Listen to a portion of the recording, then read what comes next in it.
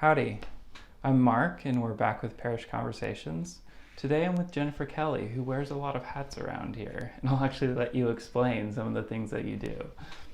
Thanks, Mark. It's great to be with you. Up in my office that I kind of feel like is a bit like Rapunzel's tower. It does feel by a bit the like choir that, doesn't loft. it? I love it. Well, JRJI stands for Jesuit Restorative Justice Initiative.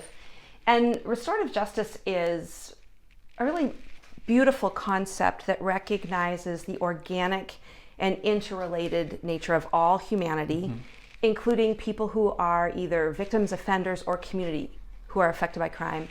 So restorative justice seeks to recognize that healing can only happen when all of the people impacted by crime are healed. And so restorative justice tries to seek practices that bring the full humanity and healing possibility back to all the constituents. So after Mass, the men were showing me sound equipment and where the concert would take place. And I was talking with a few of the gentlemen and asking about what kind of supports they receive in prison. And I said, I imagine it's difficult to do your time well. They were sharing various things. I asked, do you ever have retreats? And then I said, do you ever have Ignatian retreats? And a lifer named Bill, I've gotten permission to use his first name from the DOC. A lifer named Bill, just a tall man, and his eyes opened wide, and he leaned over at me and he said, an Ignatian retreat? An Ignatian retreat? I've been praying for one for years.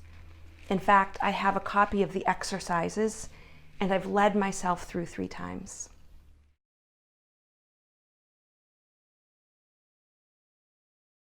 And when I shared with Scott what happened and what was going on, I said, you know, Scott, I don't know if you're thinking about bringing this ministry north, but if you ever do, I would be so honored to support you and help. And he actually kind of started to laugh a little bit. He laughed and he got this big grin and he said, Jennifer, actually, this has been a dream of mine for a long time, and there's no Jesuit to do it, so we want to ask you to found it for us. So that was not what I was expecting. It took 18 months to cultivate relationships with Monroe. We had our first retreat, Ignatian style retreat, in October of 2016. The DOC chaplain at first said, you'll be lucky if you have 6 to 8. And we had I think it was 28 at our first retreat. And we grew to maximum at most retreats. And we're now in 3 units at Monroe. And we were just going to give our first retreat at Coyote Ridge Correctional Facility, and then the pandemic. So we will be going there. So I've been thinking about this a lot, about how COVID has changed how we accompany folks who are incarcerated. So how are you seeing people adapt to prison accompaniment and prison ministry during COVID? I mean, is it a wait and see? Is it a, just pray like crazy? How are you adapting? You know, it's tough, but we had a little miracle for JRJI Northwest in that what I learned from Father Mike and the team in LA, some very basic things that are part of the retreats. And one are sign-in sheets where when people come to the retreat, they write their full name and their DOC number. Why? Well, in California, there's still all kinds of possibility for parole, and so programming can make a difference. Here in Washington State, we don't have that. Right. People do their time.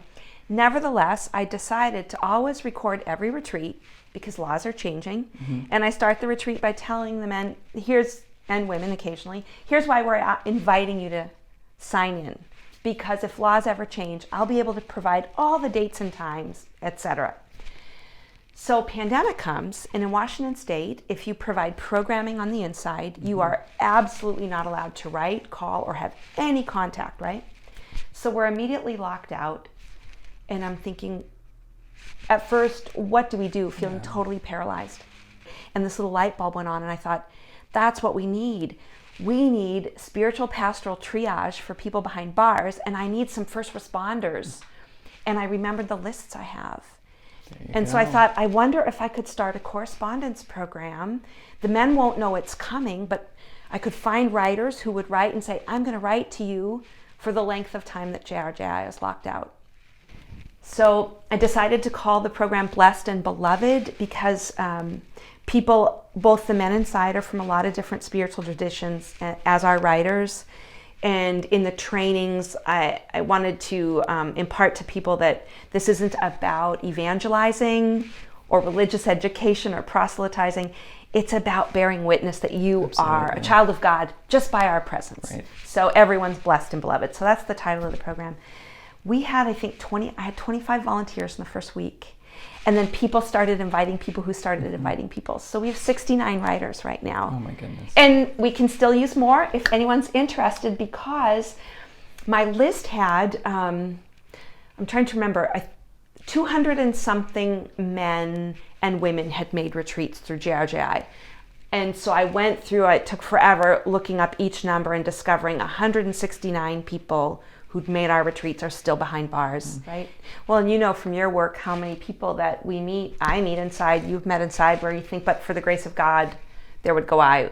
Everything from poverty, racism, trauma in the homes, addiction, mental health issues, whether themselves or their parents, generations of incarceration, the disadvantage of so many of the people behind bars that they've experienced, educational deficits. I mean, we could just go on and on. We could, and not to mention then you add in the prison industrial complex, Yes. and the fact that a very few people are making lots and lots of money off of locking up a lot of folks, most of whom are Black and brown.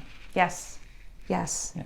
The spiritual directors and volunteers who come in and the writers, they become voices in our community about mass incarceration, about humanizing people behind bars, and that feels like a beautiful seedling of kind of another branch that we will want to expand in JRJI someday, as well as advocacy and political action. And